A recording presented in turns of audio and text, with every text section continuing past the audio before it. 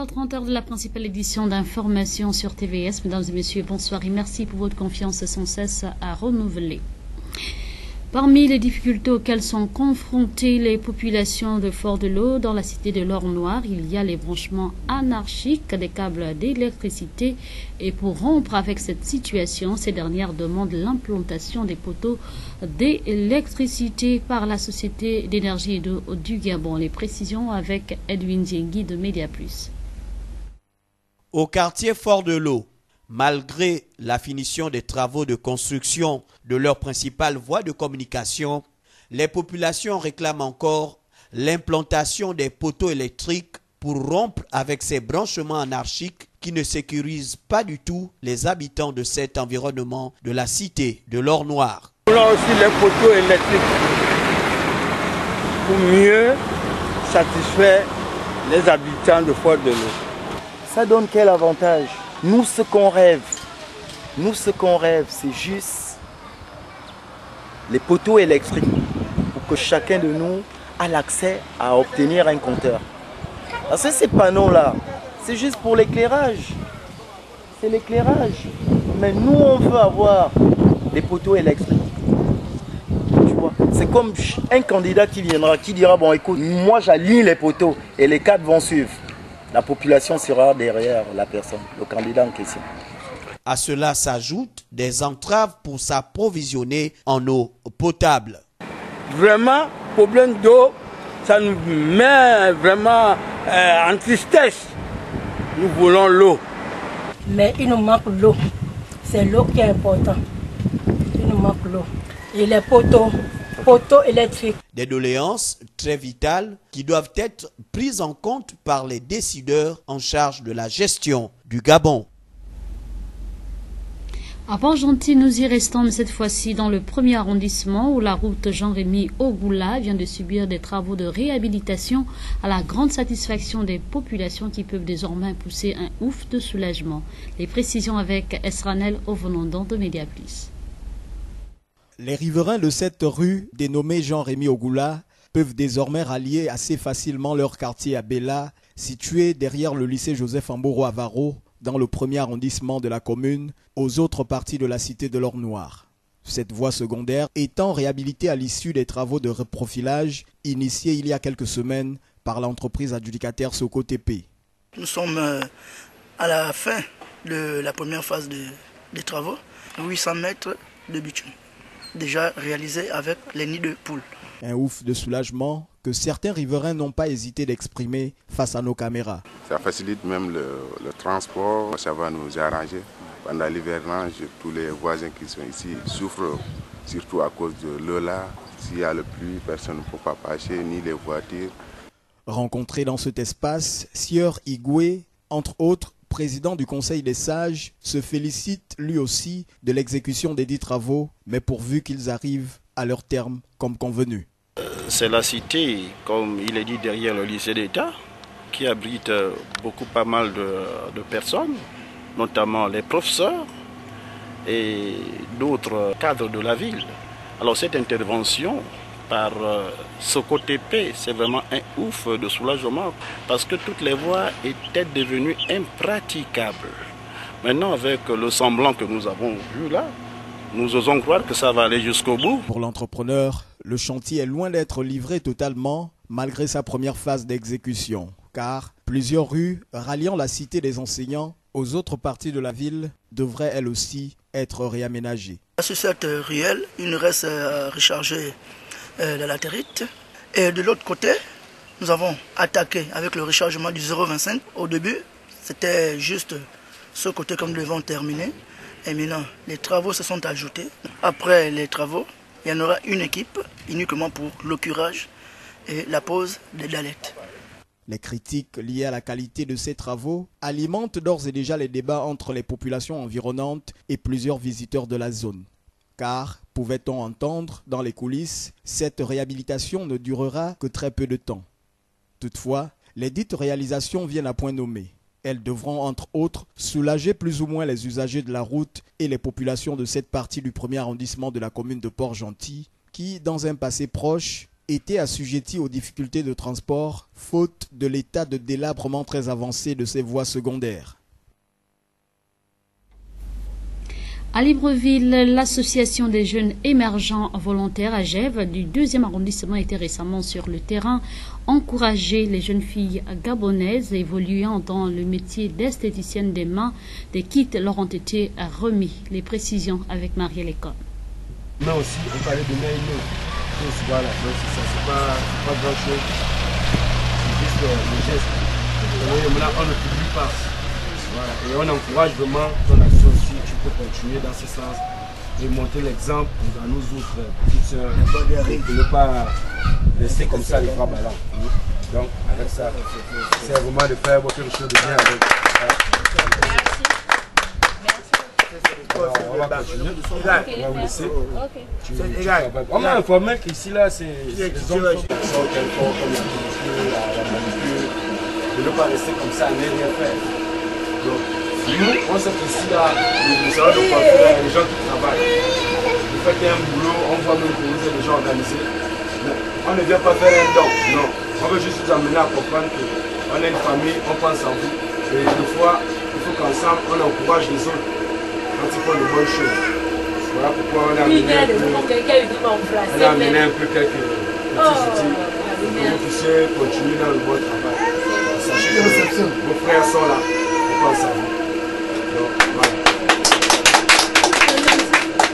Merci, vraiment. Surprise en pleine activité par l'association des jeunes émergents volontaires du 2e arrondissement de Libreville, ces jeunes filles des quartiers Cocotier, Atongabé et Boulevard, toutes de nationalité gabonaise, ont reçu des kits de travail liés au métier d'esthéticienne des mains qu'elles exercent, composés de coton, colle forte, des ongles artificiels, de pieds de biche et des limes, des outils qu'elles utilisent au quotidien. Un geste pour les encourager en cette période plutôt difficile. De l'association AGEV du 2e arrondissement.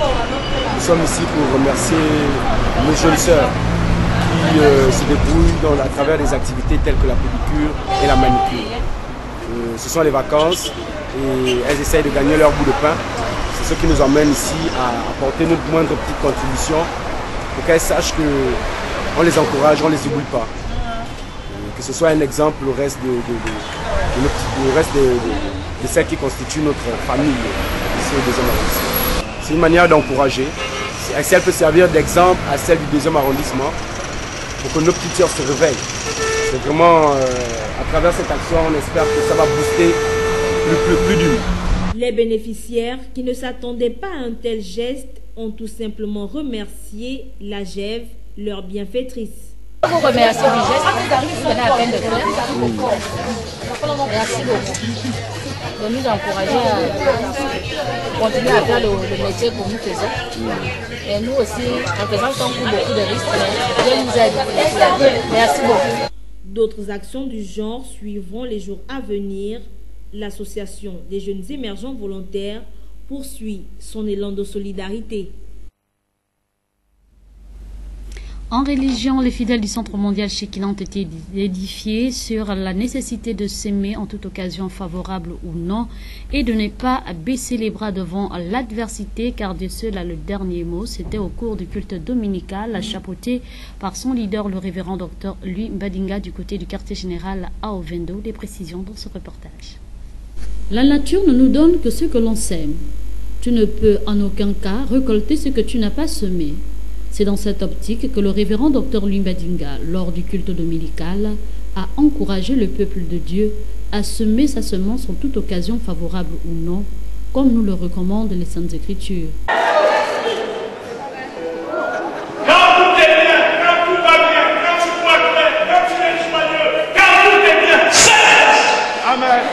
Quelquefois, les promesses de Dieu nous sont faites, mais la longue attente avant leur accomplissement fait perdre la foi au point de s'interroger si Dieu est encore avec nous.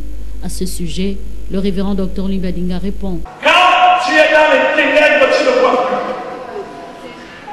Quand tu ne comprends plus rien. Quand tu prends une promesse qui a été faite par le Seigneur, mais tu as attendu 200, 300, 400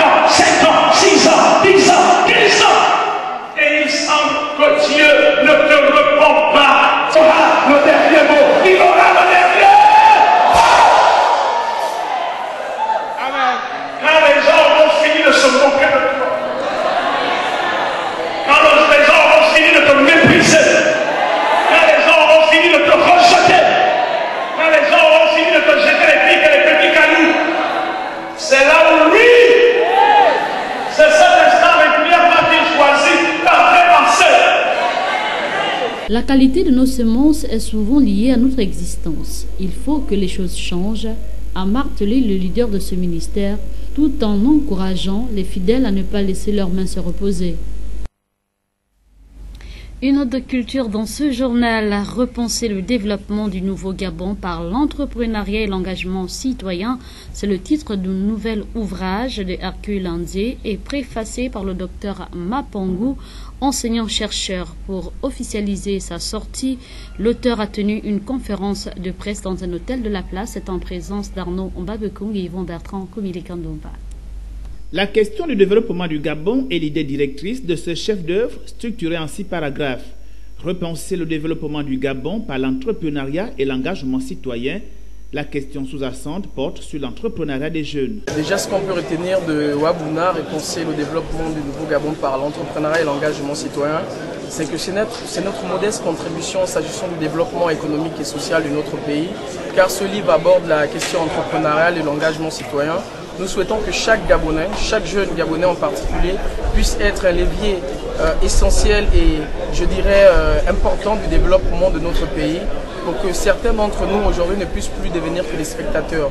Nous souhaitons que la jeunesse gabonaise puisse être acteur de sa destinée, acteur du développement de notre pays. Wabuna s'adresse à l'ensemble des compatriotes, à l'ensemble des Gabonais, à nos dirigeants, pour lesquels nous avons fait des propositions, mais surtout à ces jeunes qui ont soif de réussite, à ces jeunes qui ont envie de réussir et surtout à ces jeunes qui veulent sortir du monde attentiste. J'invite la jeunesse gabonaise à repenser ses priorités en commençant par une petite activité parce qu'avec peu, on peut construire beaucoup de choses. La jeunesse gabonaise a beaucoup à proposer à ce pays et les jeunes des quartiers, les jeunes venant de tout horizon de Gabon peuvent à leur manière, avec une toute petite entreprise, participer de manière effective au développement de notre pays. En conclusion, l'auteur s'est efforcé de démontrer les limites de la politique et de la fonction publique. C'est la raison pour laquelle il appelle à l'engagement citoyen de tous. Et pour y parvenir, il propose que 84% des ressources des entreprises soient consacrées aux jeunes Gabonais en favorisant leur employabilité. Il suggère par ailleurs que 100% du potentiel des entreprises qui investissent au Gabon doit revenir aux jeunes.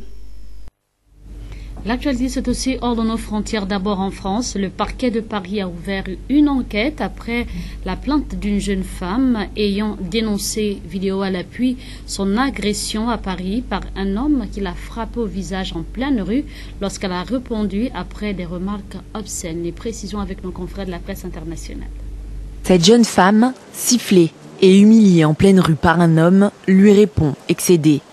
Il la frappe en retour. Je rentrais chez moi du travail, je marchais dans la rue.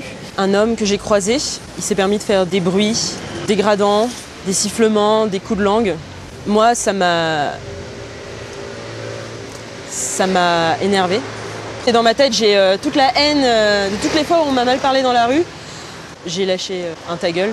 À partir du moment où il fait demi-tour, je sais qu'il va me frapper. C'était assez violent. Cette violence, Marie décide de la montrer. Elle publie samedi sur Twitter la vidéo de son agression prise par le bar à proximité. Elle est partagée près d'1 millier de fois et fait réagir les internautes. 2018, mise en lumière du quotidien de beaucoup de femmes. Les tweets mettent en avant des femmes qui ne veulent pas se laisser faire. Du côté du gouvernement, les réactions ne se sont pas faites attendre. Le secrétaire d'État au numérique, Mounir Majoubi, s'indigne du fait que des femmes doivent craindre de se déplacer dans l'espace public. Cet homme se croit tout permis, harceler, insulter et venir la frapper. La rue appartient à toutes. La secrétaire d'État à l'égalité, Marlène Schiappa, insiste, les femmes n'ont pas à s'habituer à ces comportements. Son alerte permettra des prises de conscience, qu'on n'entende plus que le harcèlement c'est comme ça, c'est pas grave, c'est la fatalité. Cet événement intervient 9 mois après la mobilisation contre les violences faites aux femmes qui avait suivi les révélations de l'affaire Weinstein. En Russie, les fans ID qui ont permis de simplifier l'entrée des supporters de football en Russie lors du mondial ont aussi engendré des dérives, prostitution, passage des migrants.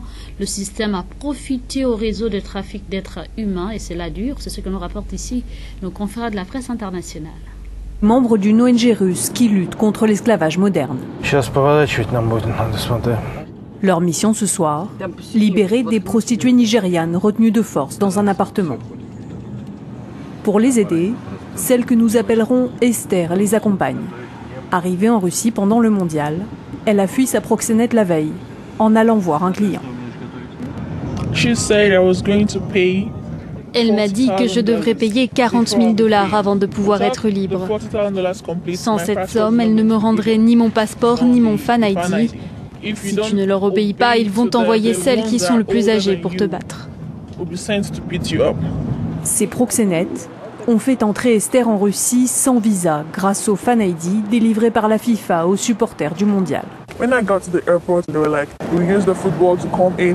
Lorsqu'ils m'ont accueilli à l'aéroport, ils m'ont dit « On utilise le football comme prétexte pour rentrer en Russie ». On leur a dit qu'on ne voulait pas se prostituer pour les rembourser, on voulait trouver un travail. Ils m'ont dit que je devais le faire, que je n'avais pas le choix.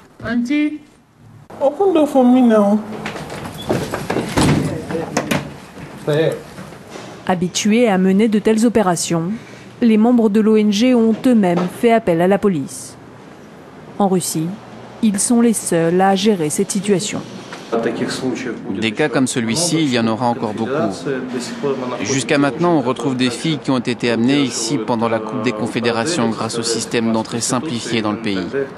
Elles sont retenues dans les bordels et on les oblige à se prostituer. Cette fois, 2 filles sont libérées et leurs proxénètes arrêtés. Mais combien restent encore prisonnières? Le lendemain, la cour d'une auberge de jeunesse dans le centre de Moscou. Abandonnés par leurs passeurs, ces migrants espèrent désormais pouvoir rentrer chez eux. Des agences se sont servies du mondial pour tromper ces gens. Elles leur ont vendu des fan ID et des billets d'avion pour la Russie, en leur faisant croire qu'ils pourraient ensuite passer en Europe ou ailleurs. Joseph vient du sud du Nigeria. Il a dépensé plus de 4 000 $ pour son fan ID et ses rêves de finir en Autriche. Je pensais qu'en arrivant là-bas, j'aurais une vie meilleure. J'ai emprunté à des gens, j'ai vendu des biens. J'ai même vendu ma voiture pour rassembler cet argent. Parfois, je dors à la gare. C'est une mauvaise expérience, une très mauvaise expérience. De leur côté, les autorités russes ignorent le problème. Vladimir Poutine a même fait prolonger jusqu'à la fin de l'année l'entrée en Russie sans visa pour les détenteurs d'un fan ID. De retour à Libreville et en sport, 4 jeunes basketteurs gabonais vont bénéficier d'un stage de 3 semaines aux États-Unis grâce à la collaboration de l'association Basket Academy Club. Ils ont été reçus par le ministre de tutelle ce matin. C'est en présence d'Ulrich Simaïla. Le ministre des Sports a reçu les jeunes basketteurs sélectionnés pour participer à un stage du programme africain des jeunes leaders financé par le département d'État américain. Ils étaient accompagnés par l'association Basket Academy Club, un mouvement qui fait dans la formation et la promotion des basketteurs. Le but de cette rencontre était pour l'équipe du ministère de tutelle d'annoncer son soutien envers cette association qui enverra dans moins d'une semaine 4 jeunes Gabonais en stage de 3 semaines aux États-Unis. Une action rentrant dans le cadre de la nouvelle politique sportive prônée par le gouvernement, qui est de mettre un accent sur la formation. Le ministère accompagne les associations, et celle-ci en particulier est soutenue par le ministère. Ce que nous souhaitons, c'est que de plus en plus de groupes s'organisent pour nous aider à promouvoir le sport, mais surtout à faire la détection, parce qu'il n'y a pas d'avenir sans détection et sans investissement sur la jeunesse. Donc c'est un encouragement à la fois pour cette association, mais pour d'autres qui interviennent également dans le développement du basketball et des autres sports. Les fédérations ont des missions précises. Et il ne faut pas opposer les fédérations aux associations. Bien au contraire, les fédérations mieux structurées vont encadrer, au-delà des clubs, vont également encadrer les autres types d'associations. Pour les responsables de Basket Academy Club, cette rencontre était une occasion pour faire une présentation de l'association et de solliciter une couverture de la part des autorités pour ces mineurs qui vont en terre étrangère. Il était important pour nous parce que 4 des 5 membres de la délégation sont des mineurs, mais aussi parce que ce sont des athlètes. Il était important pour nous de pouvoir rencontrer l'autorité de tutelle, monsieur le ministre d'État, afin de pouvoir lui présenter déjà les jeunes qui vont partir, mais aussi afin de pouvoir lui présenter une autre association vous représenter notre projet et le programme à travers lequel ces jeunes vont bénéficier de ces 3 semaines de formation aux États-Unis. Ces jeunes qui vont dans une aventure qui leur permettra de bénéficier d'une connaissance de plus expriment ici leurs sentiments. C'est un plaisir pour moi de partager l'expérience de ce voyage pour un tel programme encore financé par l'association Baclic. Donc pour moi, je suis heureux et très satisfait de l'acte posé par l'association Basket Academy. Je suis plutôt enthousiaste de savoir ce qui va pouvoir se passer, ce qu'on peut rencontrer, l'expérience que je peux avoir. Je suis content de partager ce voyage avec d'autres personnes, avec d'autres Gabonais. Je suis content. Cette académie qui envoie pour une seconde fois des jeunes en stage après l'épilogue de 2016, le ministre a surtout conseillé aux responsables de ce regroupement associatif à mettre en place un mécanisme de suivi pour tous ces jeunes qui bénéficient des stages. Ces 4 jeunes Gabonais quitteront le pays le 4 août.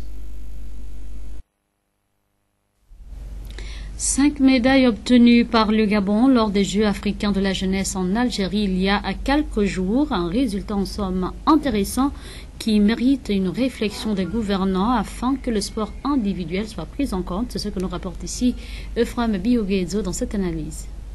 Seules 3 disciplines sur la dizaine d'athlètes gabonais ont pu se faire distinguer lors des Jeux africains de la jeunesse disputés il y a quelques jours seulement du côté d'Alger.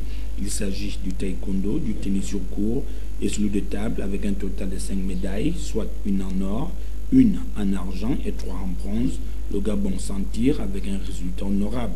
La tenniswoman Célestine Avomela a réalisé la plus belle performance en s'adjugeant 3 médailles, l'or, argent et bronze, grâce à sa victoire devant les Marocains Akid et El Bassi en double mixte associé à un Ivoirien. Score final 6-2, 4-6, 10-5 en double mixte, cette fois-ci avec une Burundaise.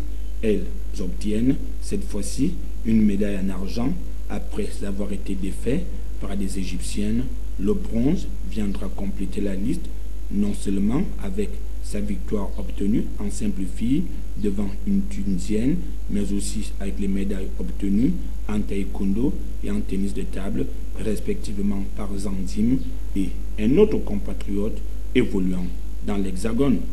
Les médailles sont là, nous ne pouvons que nous réjouir. On peut alors se poser les questions sur le choix de Célestine Avomela à évoluer en double mixte avec un ressortissant ivoirien et une burundaise. Les raisons sont simples. Sur le plan national, Célestine Avomela évolue en solitaire. L'unique tenniswoman qui pouvait éventuellement faire l'affaire étant Manuela Nyonda. On ne sait pour quelles raisons les deux n'ont pas été associés, mais qu'à cela ne tienne, le ministère des Sports gagnerait à beaucoup plus s'investir dans les sports individuels. Pensez à la réhabilitation des 8 cours de tennis situés à Mindoubé, propriété de la Fégatène, lesquels permettront à un plus grand nombre de jeunes de pouvoir se distinguer. Nous changeons de discipline pour parler cette fois-ci de football. Dans le 6e arrondissement de la commune de Libreville, les jeunes de cette partie de la ville ne sont pas en manque de créativité. En cette période de vacances scolaires, ils viennent de mettre en place un mini-tournoi de football, lequel regroupe l'ensemble des enfants de la nouvelle cité, plus précisément au quartier Nzegayong. Les précisions avec Euphrem Bioguezo.